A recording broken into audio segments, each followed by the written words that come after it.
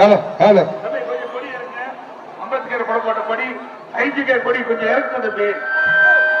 தம்பி இருக்கு, எந்த பக்கமா டிவி எடுக்க முடியாது. தம்பி கொடி ஆட்டாதீங்க, கீழே இருக்கப்பா.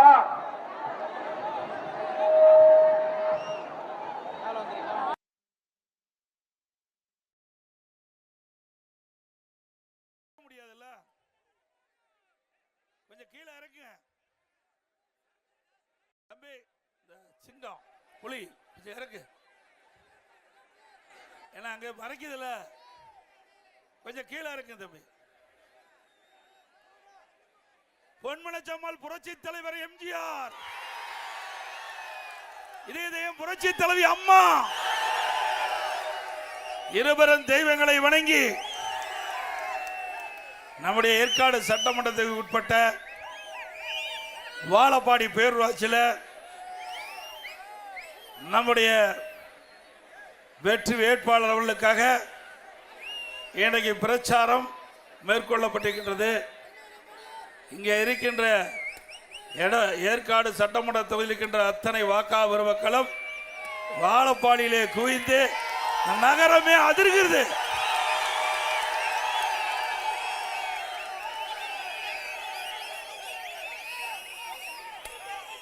இந்த ஏற்காடு சட்டமன்ற தொகுதி மக்கள் வெள்ளத்தில் சூழ்ந்து கடல் போல் மக்கள் வெள்ளம் காய்ச்சிருக்கு.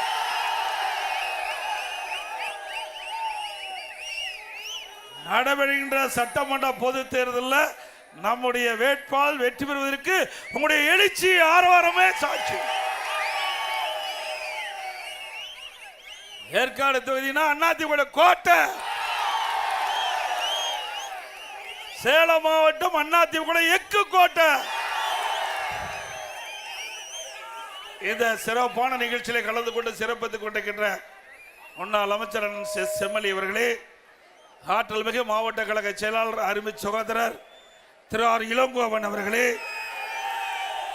பொறுப்பாளர் ஏடிசி தனபாலன் அவர்களே, முன்னாள் எம்எல்ஏ சகோதரி திருமதி கு சித்ரா அவர்களே, மற்றும் நிகழ்ச்சியிலே பங்கு பெற்றுகின்ற ஒன்றிய கழக செயலாளர், நகர கழக செயலாளர், பேரு கழக செயலாளர்களே, கூட்டணி கட்சி சேர்ந்த நிர்வாகிகளே, பாஜக, பாட்டாளி மக்கள் கட்சி, அம்மா மக்கள் முன்னேற்ற கழகம், தமிழ் மாநில காங்கிரஸ், இந்திய ஜனநாயக கட்சி, மக்கள் ராஜ்ய கட்சி தலைவர் மற்றும் மக்கள் ராஜ்யம், தமிழ் மாநில சமாஜ் கட்சி, தமிழ் மாநில காங்கிரஸ் கட்சியை சேர்ந்த மாவட்ட செயலாளர், நிர்வாகிகளே, பெரியவர்களே, தாய்மார்களே, வாக்கா பெருமக்களே, விவசாயிகளே, விவசாய தொழிலாளர் நண்பர்களே, இன்றைக்கு மலைவாழ் மக்களே, இன்றைக்கு நெசவு தொழில் செய்கின்ற நெசவாளர் பெருமக்களே, வாரிந்து சிறப்பித்துக் கொண்டிருக்கின்ற வாக்காளர் பெருமக்களே, பத்திரிகையாளர், ஊடகங்களே, அனைவருக்கும் என்னுடைய முதற்கண் நன்றி கலந்த வணக்கம். இன்றைக்கு சேலம் மாவட்டத்தில் 11 சட்டமன்ற தொகுதி இருக்குது. 2021 11க்கு 10 தொகுதி வென்ற மாவட்டம் அதிமுக மாவட்டம். ஸ்டாலின் வேணா 2021 தப்பி தவறி முதலமைச்சராக இருக்கார். ஆனா இந்த மாவட்டத்தை பொறுத்த வரைக்கும் அதிமுக தான் ஆண்டது.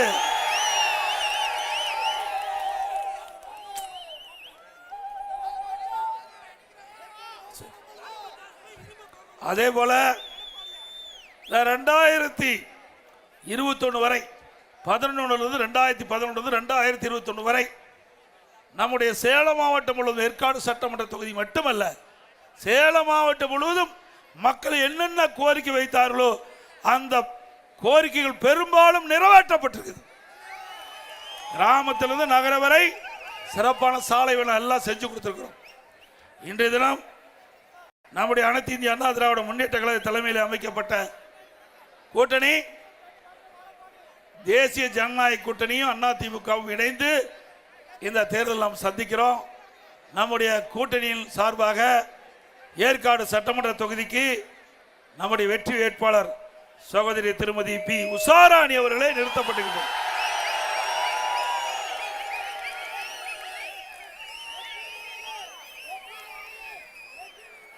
நம்முடைய வெற்றி வேட்பாளருக்கு இரட்டை சின்னத்திலே வாக்களித்து வெற்றி பெற செய்யுங்க.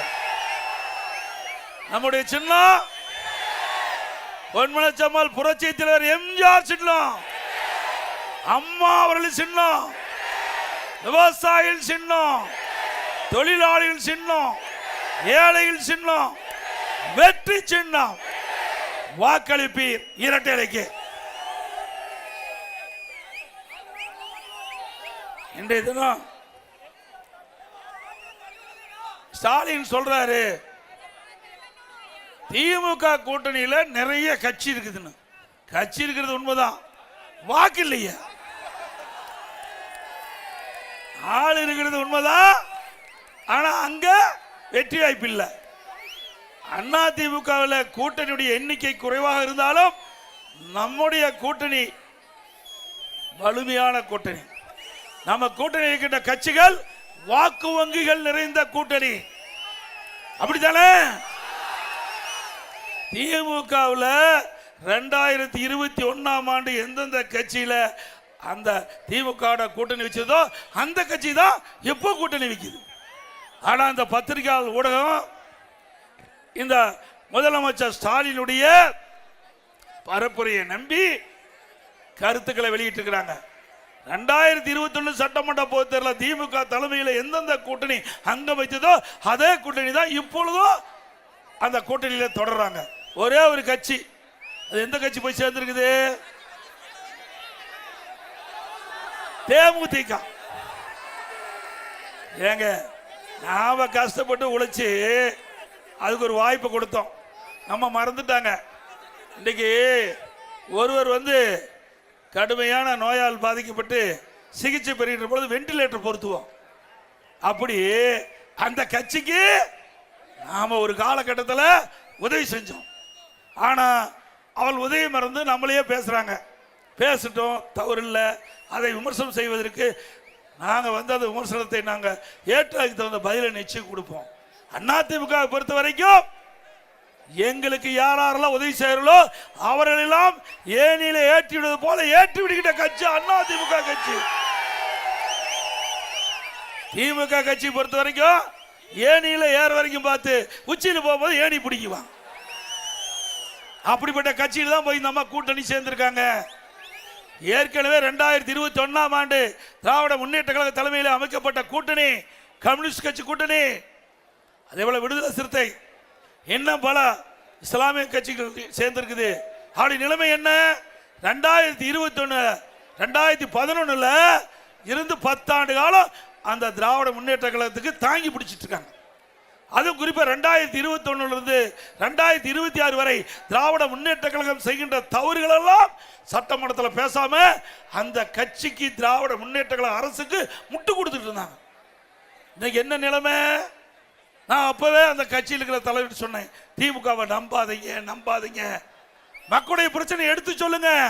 சட்டமன்றத்தில் பிரதான எதிர்கட்சி மக்களுக்கு குரல் கொடுக்கிறோம், எங்களுக்கு பக்க பலமா இருங்க. நீங்களும் எதிர்கட்சி வரிசையில் குறைந்திருக்கிறீங்க, நீங்களும் ஒரு இயக்கத்தை நடத்திட்டு இருக்கிறீங்க. ஒரு இயக்கம் வலிமையடைய வேண்டும் என்றால் மக்களுடைய பிரச்சனையை தைரியமாக சட்டமன்றத்தில் வெளிப்படுத்த வேண்டும், அரசுடைய கவனத்துக்கு கொண்டு வர வேண்டும், மக்களுக்காக நடுரோட்டில் போராட வேண்டும், வீதியில போராட வேண்டும்.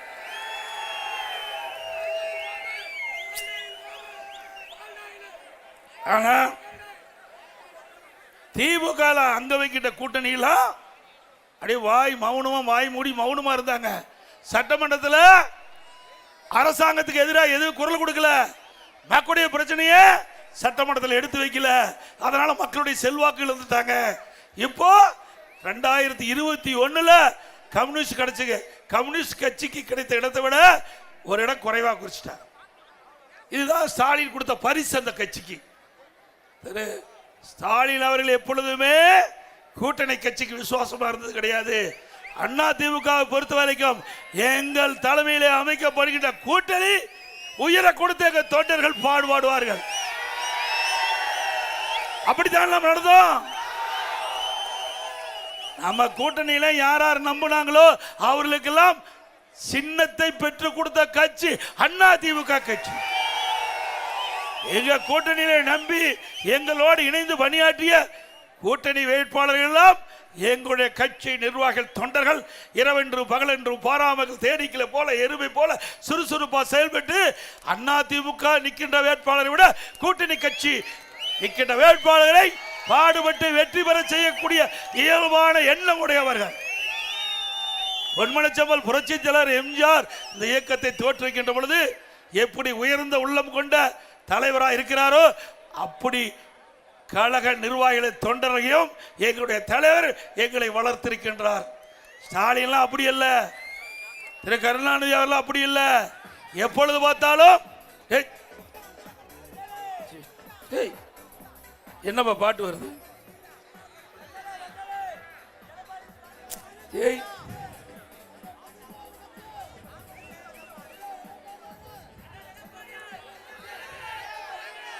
ஆக அதிமுக பொறுத்த வரைக்கும் தொண்டல் நிர்வாகி வரை யார் நிற்கிறாங்க இல்ல, தலைமை என்ன சொல்லுதோ அதை நடைமுறைப்படுத்தக்கூடியவர்கள் அதிமுக. எப்படி ராணுவத்தில் கேப்டன் உத்தரவு போட்டா நம்முடைய சோல்ஜர்கள் அவருடைய சோல்ஜர்கள் எப்படி பணியாற்றார்கள், அதுபோல ராணுவ கட்டுப்பாட்டில் இருக்கின்ற இயக்கம் அதிமுக இயக்கம். அதனாலதான் நம்ம கட்சி ஒன்றும் பண்ண முடியல. எவ்வளவு முயற்சி செஞ்சாங்க. நான் ஒரு விவசாய குடும்பத்தில் பிறந்து உங்களோட வாழ்ந்து ஒரு பொறுப்புக்கு வருகின்ற பொழுது எவ்வளவு பிரச்சனை உண்டாக்குனாங்க இந்த ஸ்டாலின் அவர்கள். சட்டமன்றத்தில் ஏன்னா முதலமைச்சர் சட்டமன்றத்தில் பெரும்பான்மை நிரூபிக்க வேணும். அந்த காலகட்டத்தில் திரு ஸ்டாலினும் அவர் சார்ந்த முன்னாள் அமைச்சர்கள் எம்எல்ஏக்கள் பண்டின அட்டுழியும் கொஞ்சம் நஞ்சம் இல்லை, எல்லாமே இதில் வந்திருக்குது. தொலைக்காட்சியில் வந்த செய்தி நீங்க எல்லாம் பார்த்திருப்பீங்க. பெரும்பான்மை நிரூபிக்கின்ற பொழுது சட்டப்பேரவை இருக்கையிலிருந்து சட்டப்பேரவை தலைவரை கீழே இழுத்து தள்ளுறாங்க, என்னுடைய டேபிள் ஏறி டான்ஸ் ஆடுறாங்க. இதுக்காக சட்டமன்றத்துக்கு உங்களுக்கு அனுப்புனாங்க? வெக்கமா இல்ல? ஒரு சட்டமீற்ற மாமன்றம், புனிதமான இடம், 8 கோடி தமிழ் மக்களுடைய சட்டங்களை பிரதிபலிக்கின்ற இடம் சட்டமன்றம். அப்படிப்பட்ட இடத்துல கேவலமாக நடந்து கொண்ட கட்சி எம்எல்ஏக்கள் இன்றைய முதலமைச்சர் ஸ்டாலினும் அவரோடு இருந்த முன்னாள் அமைச்சர்கள் முன்னாள் சட்டமன்றம் எவ்வளவு கீழ்த்தரமா நடந்தாங்க. பிறகு நாம பெரும்பான்மை நிரூபிச்சிட்டோம். பொறுக்க முடியாத ஸ்டாலின் தம்பி இதை கொட்டிக்க ஸ்டாலின் அவர்கள் சட்டை கிழிச்சுட்டா வீதியில போயிட்டு இருக்கார். சட்டை கிழிச்சுக்கிட்டு பெரும்பான்மையை நிரூபிக்கின்ற பொழுது உங்களால தாங்க முடியல. இப்போ அதிமுக கூட்டணி பெரும்பான்மையான இடங்களிலே வெற்றி பெறும்.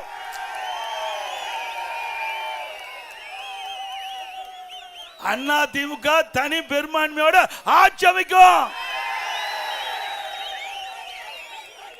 தம்பி கொடி இந்த கொட்டாப்பா. ஆட்சி அமைக்கின்ற பொழுது ஸ்டாலினுடைய மனநிலை எப்படி இருக்கும் நீங்களே கற்பனை பண்ணி பார்த்து. ஏற்கனவே சட்டை கிழிச்சிட்டு வீதியில போனவரு இப்போ எப்படி போவாருன்னு மக்களே முடிவு பண்ணிக்க. இதுக்குள்ள என்னென்னலாம் பேசுறாங்க. ஏப்பா அப்பா ஸ்டாலின் ஒரு பக்கம் பேசுறாரு, மகன் உதயநிதி ஒரு பக்கம் பேசுறாரு, உதயநிதியோட அத்தை கனிமொழி ஒரு பக்கம் பேசுறாங்க, ஆளாளுக்கு பேசுறாங்க. ஐயா யார் வேணாலும் எது வேணாலும் பேசட்டும், ஆனா மக்கள் முடிவு பண்ணிட்டாங்க. இதோட திராவிட முன்னேற்ற கழகத்துக்கு இறுதி தேர்தல் என்று மக்கள் முடிவு செஞ்சிட்டாங்க. யாரு அந்த குடும்பத்தில் தவிர்த்து வேற எவராவது பேச முடியுமா? அந்த கட்சியில் எத்தனை பேர் இருக்கிறாங்க? துரைமுருகன் இருக்காரு, ஏவாவேல் இருக்காரு, திரு நேரு இருக்காரு. அவெல்லாம் இன்னைக்கு தமிழ்நாடு முழுவதும் தேர்தல் பிரச்சாரத்துக்கு அனுப்பிச்சாங்களா? அதுதாங்க கருணாநிதி குடும்பம். அதோடைய ரத்தமே அப்படித்தான் இருக்க மாட்டேங்குது. அந்த வாரிசுகள் தான் திரு கருணாநிதி குடும்பத்தில் பிறந்த வாரிசுகள் தான் ஆட்சிக்கு வர முடியும், அந்த கட்சிக்கு அதிகாரத்துக்கு வர முடியும். வேற எவரையும் விட மாட்டாங்க. ஆக வாரிசு அரசியல் நாட்டுக்கு தேவையா? குடும்ப ஆட்சி நாட்டுக்கு தேவையா? இந்த குடும்ப ஆட்சிக்கு வாரிசு அரசியலுக்கு இந்த தேர்தலில் முற்றுப்புள்ளி வைப்பீங்களா? என்னங்க நாட்டில் வித அதிசயமா? வேற யாரும் வரக்கூடாதா? இங்க இருக்கிற நம்ம ஏற்காடு சட்டமன்ற தொகுதியில் வாழப்பாடியில் இருக்கின்ற ஒருவர் இந்த முதலமைச்சர் ஆனா ஏத்துக்க மாட்டாங்களா மக்களே? வரட்டுங்க. இந்த தேர்தலோட திரு கருணாநிதி குடும்பத்திற்கு இறுதி தேர்தல். இனி இந்த நாட்டை ஆளக்கூடியவர், தமிழ்நாட்டுடைய முதலமைச்சராக வரக்கூடியவர் இன்றைக்கு இந்த ஜனநாயக நாட்டில், இந்த தமிழக மண்ணில் பிறந்த எல்லாருக்கும் உரிமை உண்டு.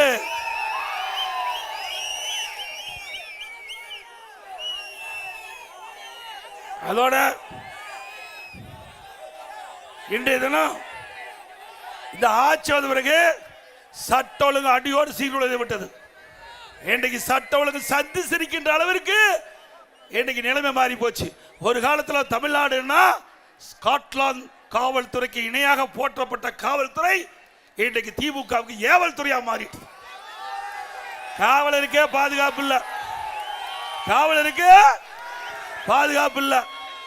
இன்றைக்கு நாம கிராமத்தில் ஆடு மாடு மேயக்கூடாது என்பதற்காக பயிருக்கு வேலி அமைப்போம். அதுபோல மக்களுக்கு பாதுகாப்பு இருப்பது காவல்துறை. அப்படிப்பட்ட காவல்துறைக்கே பாதுகாப்பு இல்லாத ஒரு அரசாங்கம் தொடர வேண்டுமா? சிந்திச்சு பாருங்க. இன்னைக்கு போதை ஆசாமி தொலைக்காட்சியில் பார்த்தா எகிரி எகிரி காவலர் அடிக்கிறான். அது மட்டும் இல்ல, இன்னைக்கு தமிழகத்தில் போதை பொருள் நடமாட்டம் அதிகரித்து விட்டது. போதை பொருள் உண்மைதானே? எது கிடைக்குதோ இல்லையோ கஞ்சா எல்லா இடத்துலையும் கிடைக்குது. கிடைக்குதுல்ல? உண்மைதானே? இன்றைக்கு இந்த கஞ்சா போதை பொருள் பல வடிவத்தில் விற்பனை ஆகுது. திரவ வடிவத்தில் வருதுங்கிறாங்க, சாக்லேட்டில் வருதுங்கிறாங்க, அப்புறம் ஊசி மூலமாக இந்த கஞ்சா மாற்றப்பட்டு வருவதா சொல்றாங்க. இப்படி கஞ்சா விற்பனை தமிழகத்தில் அமோகமாக நடக்குது. இன்றைக்கு இந்த கஞ்சா விற்பனையை தடுக்க வேண்டும் என்று பல முறை சட்டமன்றத்தில் குரல் கொடுத்த இந்த முதலமைச்சருக்கு செவி சாய்க்கல. இன்றைக்கு இந்த அரசாங்கத்திற்கு எச்சரிக்கை கொடுத்தோம், பத்திரிகை வாயிலாக ஊடக வாயிலாக பேட்டி கொடுத்தோம். அப்பொழுதோ இந்த கஞ்சா விற்பனையை தடுக்க இந்த அரசு முன் வரல. ஏன்னா கஞ்சா விற்கிறவர்களே திமுக கட்சியுடைய துணை ஒன்றுதான் விற்பாங்க. உண்மைதானே? திமுக கட்சியுடைய நிர்வாகிகள் அவர்கள் துணை இருப்பதாக செய்தி. ஆக 2022ஆம் ஆண்டு 2022 அல்லது 23ஆம் ஆண்டு நான் கருதுகிறேன், இன்றைய முதலமைச்சர் காவல்துறையினுடைய பொறுப்பு வகிக்கிறார். அவர் மானிய கோரிக்கை வருது. அந்த மானிய கோரிக்கையில தம்பி கொஞ்சம் தம்பி வடி ஆட்டாத பாங்க, இது தடப்படுது, நேரல தடப்படுது. இன்றைய தினம் அந்த மானிய கோரிக்கை வரும்போது முதலமைச்சர் மானிய கோரிக்கை புத்தகத்தை வச்சுக்கிறார்.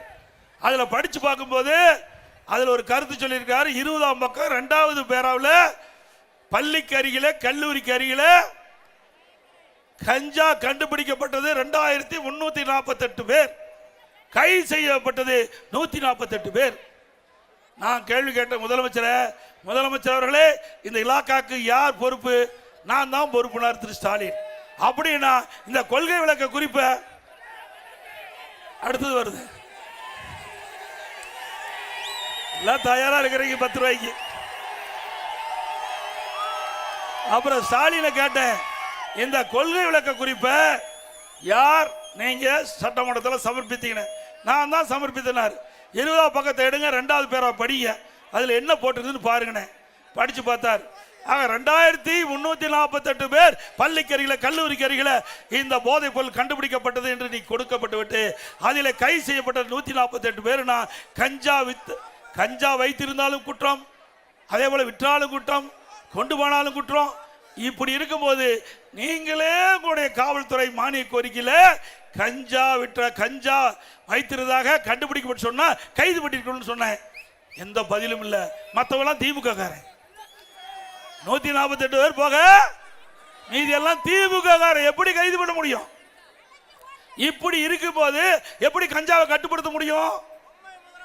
அதனால இந்த முதலமைச்சருக்கு வரைக்கும் தமிழகத்தில் போதைப் பொருள் நடமாட்டத்தை தடுக்க முடியாது. அதிமுக நிச்சயமா உங்க துணை கொண்டு 100% ஆட்சிக்கு வரும். ஆட்சிக்கு உடனே 3 மாதத்தில் தமிழகத்தில் கஞ்சாவை முழுமையாக ஒழிக்கப்படும். சட்டத்தின் ஆட்சி நடக்கும். நான் சேலம் மாவட்டத்தை சேர்ந்தவன், உங்களுடைய மாவட்டத்தை சேர்ந்தவன். 4 ஆண்டு 2 மாத காலம் நான் சிறப்பான ஆட்சி கொடுத்தோம். அந்த காலகட்டத்தில் போதைப் பொருள் நடமாட்டத்தை முற்றிலும் ஒடுக்கப்பட்டது. அதே போல நான் முதலமைச்சர் பொறுப்பேற்கின்ற பொழுது கடுமையான சோதனை, வறட்சி, 2017 கடு வறட்சி, குடிப்பதற்கு கூட மக்களுக்கு தண்ணீர் கிடைக்காத ஒரு சூழ்நிலை. அதை சரி செஞ்சோம். பிறகு புயல் டெல்டா மாவட்டத்தை புரட்டி போட்டது, அதை சரி செஞ்சோம்.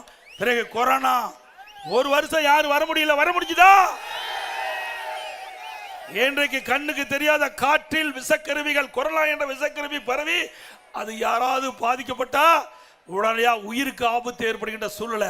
அந்த காலகட்டத்தில் கூட அதிமுக அரசு சிறப்பாக செயல்பட்டு, திறமையா செயல்பட்டு, விலை மதிக்க முடியாத உயிரை காப்பாற்றிய அரசாங்கம் அதிமுக அரசாங்கம்.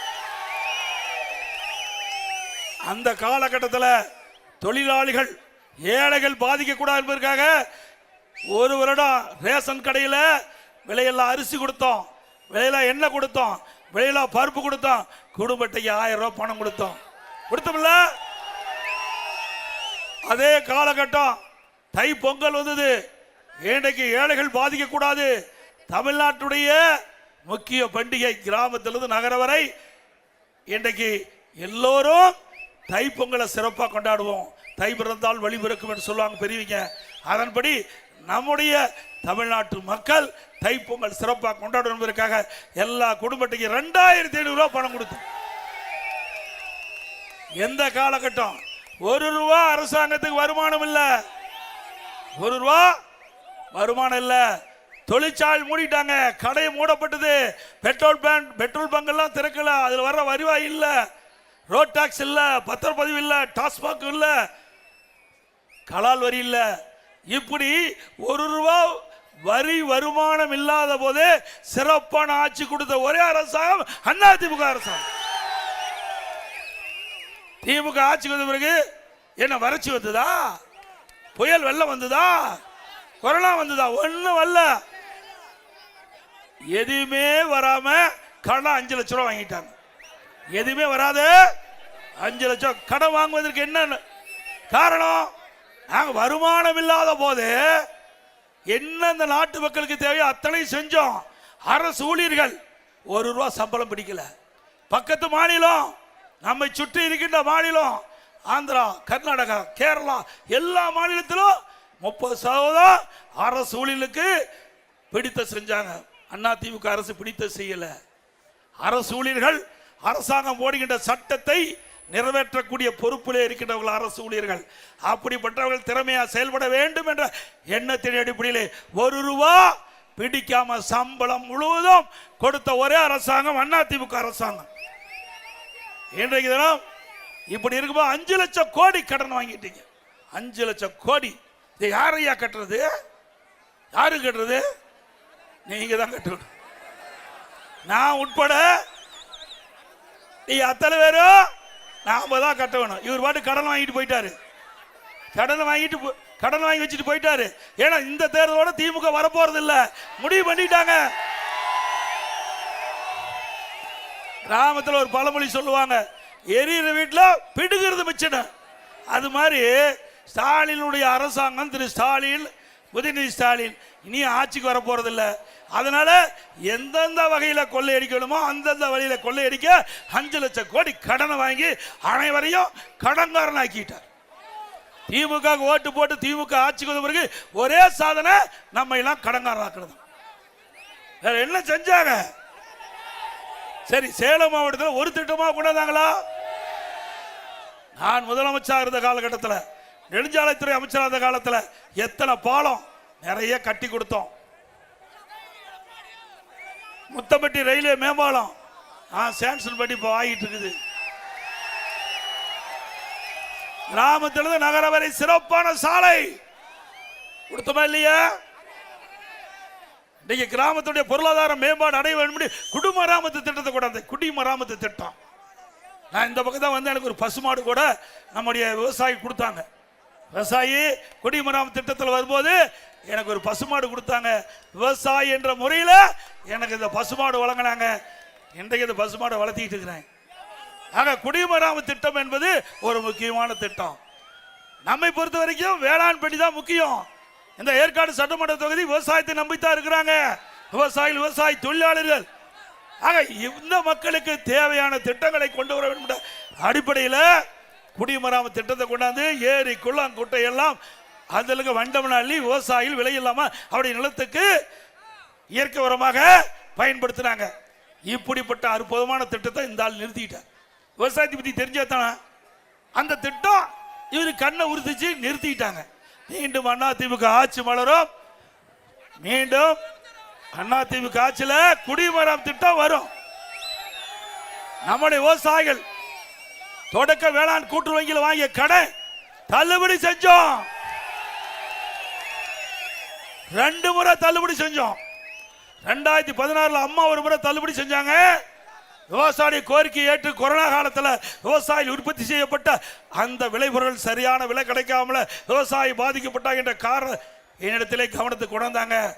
எங்களுடைய நம்முடைய எம்எல்ஏக்கள் கொண்டு வந்தாங்க. பொதுமக்கள் விவசாய சங்கத்தை சேர்ந்த பிரதிநிதிகள் இடத்துல கோரிக்கை வச்சாங்க. அதிமுக அரசு 2021ஆம் ஆண்டு 12,100 கோடி விவசாயிகளுடைய கடனை தள்ளுபடி செஞ்சோம். செஞ்சோம்ல. ஒரு ஐந்தாண்டுல 2 முறை விவசாயியுடைய பயிர்க்கடன் தள்ளுபடி செய்த ஒரே அரசாங்கம் அதிமுக அரசு. விவசாயிகளுக்கு மும்முனை மின்சாரம் கொடுத்தோம். விவசாயிகளுக்கு 24 மணி நேரம் எந்த நேரத்துக்கு போனாலும் விவசாயிகள் பம்பு செட்டு இயக்கலாம். இப்ப ராத்திரி 12 மணிக்கு விட்டா யார் போய் தண்ணி பாய்ச்சறது? நான் ஒரு விவசாயி, எனக்கு தெரியும் கஷ்டம். கரும்பு காட்டில் போய் தண்ணி பாய்ச்ச முடியுமா? மஞ்சள் வளைக்கத்தை போய் உள்ள பயிற்சி போடுமா? விஷப்பூச்சி தாக்குனா யாருடைய உயிருக்கு ஆபத்து. அவருக்கெல்லாம் அது கவலை இல்லை. அவர் செல்வ சேர்ந்தா வாழ்ந்து ஒரு ஏசி போட்டு படுத்துட்டு இருக்காரு. விவசாயிக்கு வந்து பார்த்தா தானே தெரியும். ஆக இப்படிப்பட்ட இந்த கேடுகட்ட ஆட்சி தொடர வேண்டுமா? இன்னைக்கு அது மட்டும் இல்லை, இன்னைக்கு விவசாயிகளுக்கு ஒரு அறிவிப்பு கொடுத்திருக்கிறோம். அதிமுக ஆட்சிக்கு வந்தா விவசாய வாங்கிய பயிர் கடன் தள்ளுபடி செய்யப்படும். அதே போல வணிக பயிர்னா கரும்பு, மஞ்சள், வாழை போன்ற பயிர்களுக்கு காப்பீடு திட்டம். அதுக்கு 5% வசூல் பண்றாங்க. இப்ப 5% பிரிமியம் கட்ட வேணும். இனி அதிமுக ஆட்சிக்கு உடனே அது 2% குறைக்கப்படும்.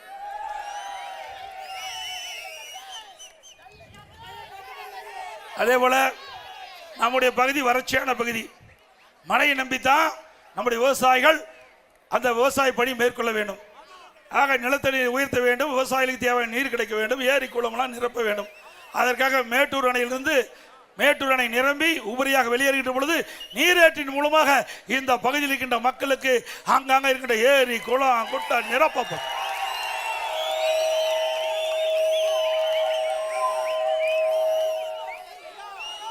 அதிமுக ஆட்சியில் நம்முடைய கிராம பகுதி ஏற்காடு மலைப்பகுதி, அது கருமந்துறை மலைப்பகுதி, இந்த பகுதியில் இருக்கிற மக்களுக்கு அங்கே அதிகமாக ஏழை மக்கள் வசிக்கின்ற பகுதி. இந்த மக்களுக்கு அங்கேயே சிகிச்சை அளிக்க வேண்டும். அவர்களுக்கு சிகிச்சை கொடுக்க வேண்டும்னா ஒரு 15-20 கிலோமீட்டர் வந்தால் தான் டாக்டர் பார்த்து அவர் நோயை குணப்படுத்த முடியும். அப்படிப்பட்ட ஏழை மக்கள் அதிகமாக வசிக்கின்ற பகுதியை தேர்ந்தெடுத்து அங்கே ஒரு அம்மா மினி கிளினிக் திறந்தேன். இது இந்த ஆளுக்கு என்ன வலிக்குன்னே தெரியல ஸ்டாலினுக்கு. இதில் என்னங்க அரசியல் வேண்டி இருக்குது? 2000 அம்மா மினி கிளினிக் அனுபவ நீதியாக. நான் கிராமத்தில் பிறந்த காரணத்தினால நாங்களாம் டாக்டர் போனால் எடப்பாடிக்கு 5 கிலோமீட்டர் போகணும். அதனால நம்ம ஊர்லேயே ஒரு அம்மா மினி கிளினிக் திறந்தா, கிராமத்திலே திறந்தா, ஏழை மக்கள் அதிகமாக இருக்கின்ற பகுதி திறந்தா அவர்கள் அங்கேயே போய் அம்மா மினி கிளினிக் போய் சிகிச்சை பெறலாம்.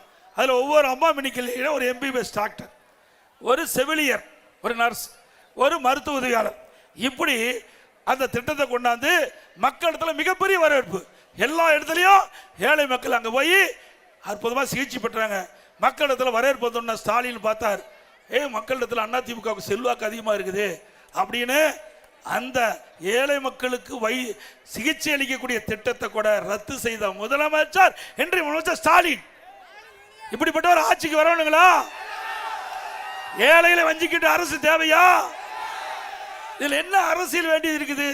ஒவ்வொரு கட்சியும் மக்களுக்கு சேவை செய்ய, மக்களுக்கு உதவி செய்ய, மக்களுக்கு நன்மை செய்யதான் ஒரு அரசாங்கம் அமைக்கப்படும். ஆனா இந்த அரசாங்கத்தை பொறுத்த வரைக்கும் ஏழைகளுக்கு உதவி செய்கின்ற, அதை கூட தடுத்து நிறுத்துகின்ற மக்களோட அரசாங்கம் திமுக அரசாங்கம். எவ்வளவு கொடுமை! கிராமத்தில் பிறந்திருந்தா தெரியும், ஏழைகளோட வாழ்ந்தா தெரியும், ஏழைகள் படிக்கிற கஷ்டத்தை பத்தி என்ன தெரியும். நான் கிராமத்திலிருந்து வாழ்ந்தவன், கிராமத்தில் வாழ்ந்தவன். இன்றைக்கு ஏழைகள் படிக்கின்ற துன்பம், துயரம், வேதனை அத்தனையும் நேரடியாக பார்த்தேன், அவங்களோடு வாழ்ந்தவன். அதனால ஏழைகள் எங்கெல்லாம் பாதிக்கிறார்களோ அவர்களுக்கு உதவி செய்கின்ற அரசாக அதிமுக அரசு இருந்தது. மீண்டும் ஸ்டாலின் அவர்களே, மீண்டும் அதிமுக ஆட்சி, எங்களுடைய கூட்டணி வலிமையா இருக்குது. எங்களுடைய கழக நிர்வாகிகள், தொண்டர்கள் கூட்டணி சிறப்பா செயல்பட்டு மக்களுடைய ஆதரவை பெற்று ஆட்சி அமைக்கும். ஆட்சி அமைச்ச உடனே ரத்து செய்யப்பட்ட அம்மா மினி கிளினிக் மீண்டும் திறக்கப்படும். அதே போல ரேஷன் கடையில் இப்ப அரிசி போட்டுட்டு இருக்கிறோம். அந்த அரிசி பல பேர் சமைக்க முடியாத இருக்கின்ற நிலை என்று என்னிடத்தில் தெரிவிச்சாங்க. நானும் வாங்கி பார்த்தேன், அது ஏற்றுக்கொள்ள வேண்டியதுதான்.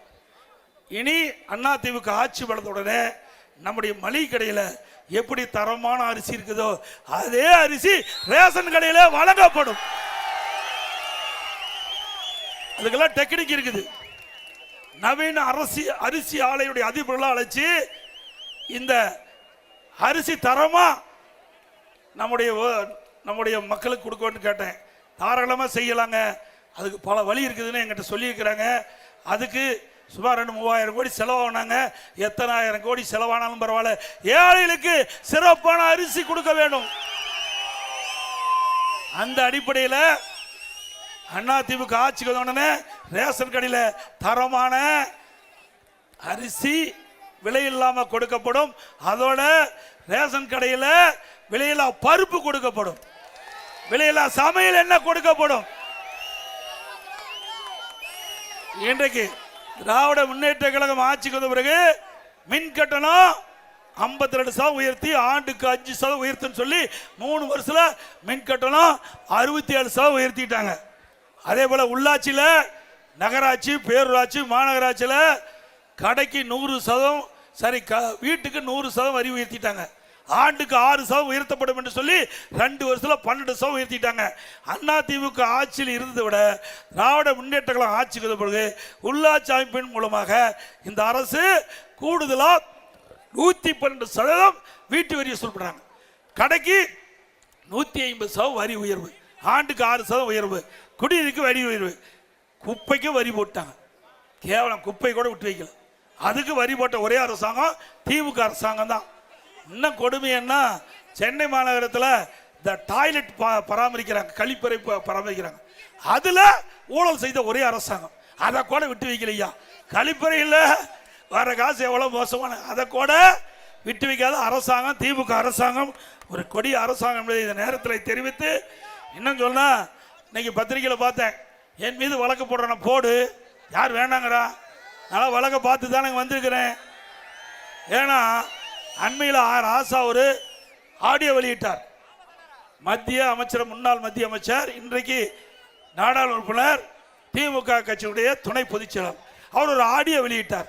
அந்த ஆடியோவில் இருக்கிற ஒரு கருத்து எல்லா பகுதிக்கு போகுது. எனக்கு மட்டும் இல்ல, தமிழ்நாடு மட்டும் இல்ல, இந்திய அளவு அது ஒரு பரவலா பேசப்படுகின்ற பொருளாகி போச்சு. அந்த செய்தியை நான் சொன்னேன், அதுக்கு துணிச்சலா பதில் சொல்ல முடியல. அது மட்டும் இல்ல, இது யார் செய்தி வெளியிட்டாங்களோ அவர் மீது நடவடிக்கை எடு. நடவடிக்கை எடுத்தா அடுத்த ஆடியோ விட்டுருவார்.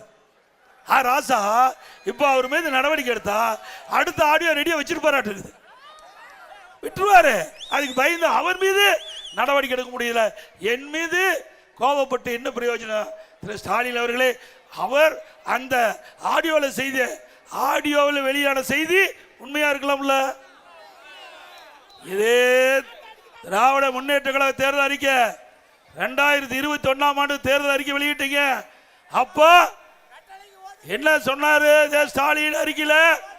மாண்புமிகு புரட்சி தலைவி அம்மா மரணத்தில் மர்மம் இருக்கிறது, யாராக இருந்தாலும் விடமாட்டேன் அப்படின்னு சொன்ன திரு ஸ்டாலின் அவர்களே, இதே கருத்தை நான் சொல்லுகின்றேன். திரு கருணாநிதி அவர்கள் எதிரியாக எங்களுக்கு இருக்கலாம், ஆனால் இந்த நாட்டுடைய முதலமைச்சர் இருந்தார். அதனால அவருக்கு யார் அவர் சொன்ன கருத்து மீண்டும் சொல்ல வேணுமா, சொல்லாம வேண்டாமா? ஆனா சொன்னா அவர் கோச்சுக்குவார். ஆடியோவில் வந்த செய்தி, திரு ராசா அவர்கள் வெளியிட்ட செய்தி, நாம வெளியிடல, திரு ராஜா அவர்கள் வெளியிட்ட செய்தி. திரு கருணாநிதி உடல்நிலை சரியா இருக்கின்ற பொழுது வீட்டு சிறையில் வைக்கப்பட்டார் அப்படின்னு ஒரு செய்தி வெளியிட்டிருக்கார். இதை அதிமுக ஆட்சிக்கு வந்தவுடன் இதை விசாரிக்கப்படும். சட்ட நீதியாக யாராக இருந்தாலும் அவர் மீது நடவடிக்கை எடுக்கப்படும். எங்க அம்மாவை சொன்னீங்கள, மர்மமான முறையில் அம்மா இருந்ததுக்கு விசாரிக்கப்பட்டு சொன்னீங்களா, அதே போல அவர் முன்னாள் முதலமைச்சர் இருந்து விசாரிக்கப்பட்டு சொன்னேன். அதே போல முன்னாள் முதலமைச்சர் வந்து திரு கருணாநிதி அவர்கள் அவர் வீட்டு காவலில் சிறை வைக்கப்பட்டதாக வந்த செய்தி உண்மையா இருந்தால் சட்ட நீதியாக அவர் மீது நடவடிக்கை எடுக்க போறோம். யாரா இருந்தாலும் கவலை இல்லை. அதே போல அதிமுக ஆட்சி பண்ண உடனே நிறைய திட்டங்கள் நிறைவேற்றுவோம். அதில் பார்த்தீங்கன்னா விலைவாசி உயர்ந்து போச்சு, அரிசி விலை வந்து போச்சு, பருப்பு விலை, எண்ணெய் விலை, அதை பற்றி கவலைப்படல முதலமைச்சருக்கு. அதிமுக ஆட்சி இருக்கிற போது விலை கட்டுப்படுத்துவதற்கு நடவடிக்கை எடுத்துக்கிட்டு இருந்தோம். இந்த ஆட்சியில் ஏழை மக்கள் பாதிக்கிறாங்க, இன்றைக்கு பல்வேறு வரி விதிப்பால் மக்கள் பாதிக்கிறாங்க. அந்த மக்கள் பாதிப்பிலிருந்து மீட்டெடுப்பதற்காக எல்லா குடும்பத்தையும் 10,000 ரூபாய் உதவித்தொகை வழங்கப்படும், வங்கியிலே வைக்கப்படும். எல்லா குடும்பத்தையும் 10,000 ரூபாய் வங்கி கணக்கிலே செலுத்தப்படும். குடும்ப தலைவிக்கு வழங்கப்படுகின்ற 1000 ரூபாய் 2000 ரூபாயாக இனிமேல் வழங்கப்படும். அதே போல எல்லா குடும்பத்திற்கும் ஃப்ரிட்ஜ் விலை இல்லாமல் வழங்கப்படும். நம்முடைய பணிக்கு செல்கின்ற பெண்கள் 5 லட்சம் பேருக்கு அம்மா இருசக்கர வாகனம் 25,000 மானியத்தில் வழங்கப்படும். ஆண்டுக்கு 3 கேஸ் சிலிண்டர் மானியமாக வழங்கப்படும். ஒவ்வொரு ஆண்டும் பொங்கல் பரிசு கொடுக்கிறோம், பொங்கல் தொகுப்பு கொடுக்கிறோம், தைப்பொங்கல் என்று. இனி அதோட 1000 ரூபாய் அவர்களுக்கு வழங்கப்படும். இன்றைக்கு பெண்களை தான் நகர பேருந்தில் கட்டணம்லாம் பயணம் செய்யறாங்க. இனி ஆண்களும் நகர பேருந்தில் கட்டணமாக பயணம் செய்யலாம். அதே போல ஆட்டோ ஓட்டுநர்கள் அந்த சங்கத்தில் பதிவு செஞ்சு புதிய ஆட்டோ வாங்கினா அவர்களுக்கு 75,000 மானியம் கொடுக்கப்படும். அதோட இந்த ஜல்லிக்கட்டு போட்டி, இன்னைக்கு ஜல்லிக்கட்டு போட்டி நடத்துவதற்கு அரசாங்கத்தில் அனுமதி வாங்கி நடத்துகின்றவர்களுக்கு 5 லட்சம் ரூபாய் உதவித்தொகை வழங்கப்படும். இந்த ஜல்லிக்கட்டு போட்டியிலே கலந்து கொண்டு ஜல்லிக்கட்டு போட்டியிலே கலந்து கொண்டு அதில் ஏதாவது பாதிப்பு ஏற்பட்டு உயிரிழந்தால் அவளுக்கு 10 லட்சம் ரூபாய் அரசாங்கம் வழங்கும். ஜல்லிக்கட்டு போட்டியிலே கலந்து கொள்கின்ற அந்த ஜல்லிக்கட்டு வீரர்கள், பதிவு செய்யப்பட்ட வீரர்களுக்கு காப்பீடு செய்யப்பட்ட அந்த பிரீமியத்தை அரசாங்கமே செலுத்தும். கட்டிட தொழிலாளர்கள் அவள் பணியிலே பணி செய்து கொண்டிருக்கின்ற பொழுது விபத்து ஏற்பட்டு உயிரிழந்தார், அவர் குடும்பத்துக்கு 25 லட்சம் ரூபாய் வழங்கப்படும். அதே போல அம்மா இல்லம் திட்டம், அனைத்து ஏழைகள், யார் இந்த ஜாதி அந்த ஜாதி அந்த மதம் இந்த மதம் அதெல்லாம் இல்லை, அனைத்து ஏழைகளுக்கும் வீடு இல்லாம நிலம் இல்லாம வீடு இல்லாம இருக்கிறவர்களுக்கு அதிமுக அரசாங்கமே நிலத்தை வாங்கி அற்புதமான காங்கிரீட் வீடு கட்டி கொடுக்கப்படும். பட்டியலின மக்கள், ஆதிராள மக்கள், அறிஞர் மக்கள், மலைவாழ் மக்கள், அப்படிப்பட்ட ஏழை மக்களுக்கு அரசாங்கமே அற்புதமான காங்கிரீட் வீடு கட்டி கொடுக்கப்படும். அதோட இந்த ஆதிராவிட மக்கள், அறிஞர் மக்கள், நம்முடைய மலைவாழ் மக்கள், அந்த குடும்பத்திலே ஆண் வாரிசுகள் திருமணமாகி தனி குடித்தனம் போய்கிட்ட பொழுது அவர்களுக்கு சொந்தமாக இடம் வாங்கி அற்புதமான காங்கிரீட் வீடு அவர்களுக்கு கட்டி கொடுக்கப்படும். அதிமுக ஆட்சியில் இவ்வளவு திட்டத்தை நாங்கள் செய்ய போறோம். ஆட்சி அமைஞ்ச உடனே திமுக ஆட்சியில் கொடுக்கப்பட்ட வாக்குறுதி 4 1 கூட நிறைவேற்றினாங்களா? திமுக ஆட்சியில் மாதந்தோறும் கேஸ் சிலிண்டருக்கு மானியம் 100 ரூபா கொடுத்தாங்களா? பெட்ரோல் டீசல் விலை குறைச்சாங்களா? 100 நாள் வேலை திட்டத்தை 150 நாள் உயர்த்தினாங்களா? அதிமுக ஆட்சிக்கு வந்தா இப்ப மத்திய அரசுக்கு வாதாடி போதாடி ஆளுங்கட்சியில எதிர்கட்சியிலேயே 100 நாளை 125 நாளா உயர்த்தி இருக்கிறாங்க மத்திய அரசாங்கம். மீண்டும் அதிமுக ஆட்சி வந்தா 125 நாளா 150 நாளா உயர்த்தப்படும்.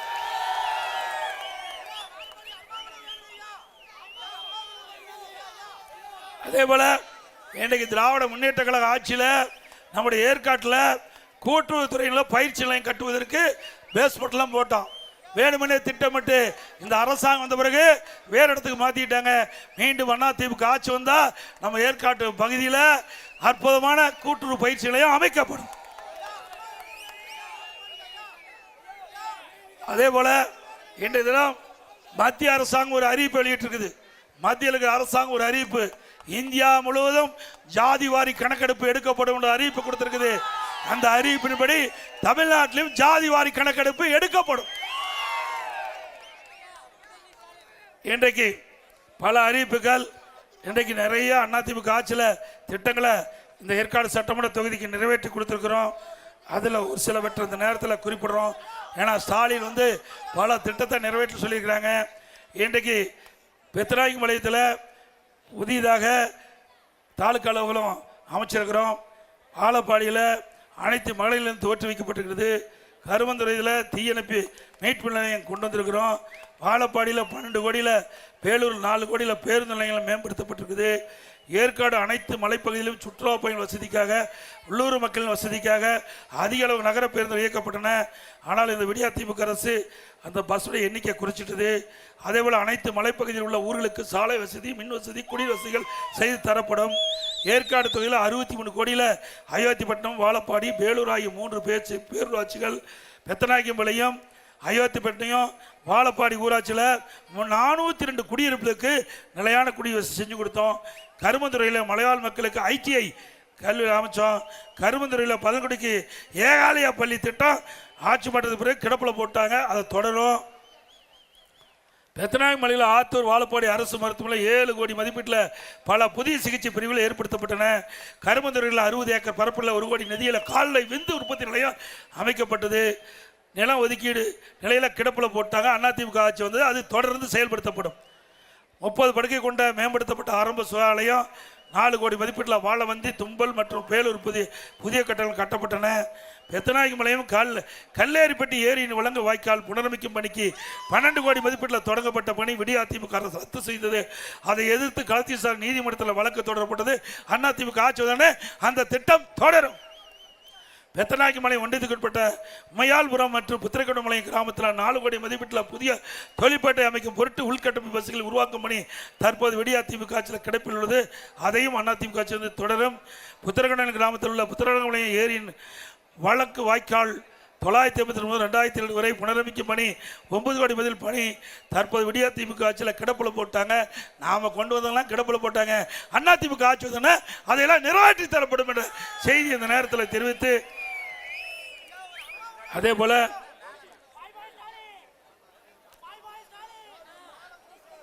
பல திட்டங்கள் அதிமுக ஆட்சியிலே நிறைவேற்றப்படும். பல கோரிக்கை கொடுத்திருக்கிறீங்க. அந்த கோரிக்கையெல்லாம் அதிமுக ஆட்சியிலே நிறைவேற்றப்படும் என்ற செய்தியை சொல்லி, இன்றைக்கு ஏற்காடு சட்டமன்ற தொகுதி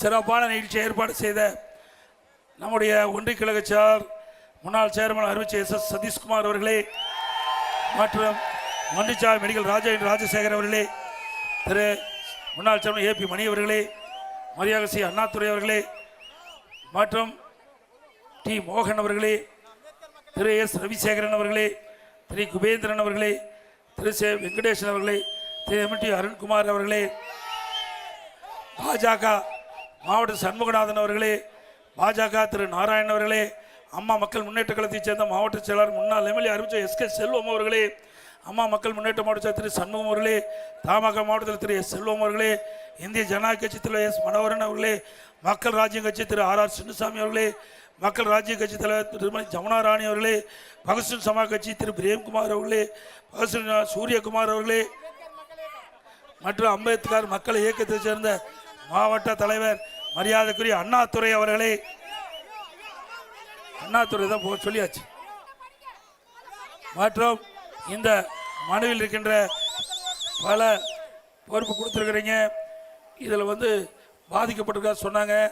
அவர்களுக்கெல்லாம் தேவையான உதவிகள் செய்து கொடுக்கப்படும் என்ற செய்தி இந்த நேரத்தில் தெரிவித்து வருகின்ற சட்டமன்ற தேர்தலில் உங்களுடைய பொன்னான வாக்களை இரட்டை சின்னத்தில் வாக்களித்து நம்முடைய வெற்றி வேட்பாளருக்கு பெருவாரியான வித்தியாசத்தில் வெற்றி பெற செய்ய வேண்டுமாய் இறைவன் உங்களை வேண்டி கேட்டு மக்களை காப்போம், தமிழகத்தை மீட்போம். மக்களை தமிழகத்தை மக்களை தமிழகத்தை மக்களை தமிழகத்தை ஸ்டாலின் மாடல் அரசு, ஃபெயிலியர் மாடல் அரசு. Bye bye Stalin. நன்றி, வணக்கம்.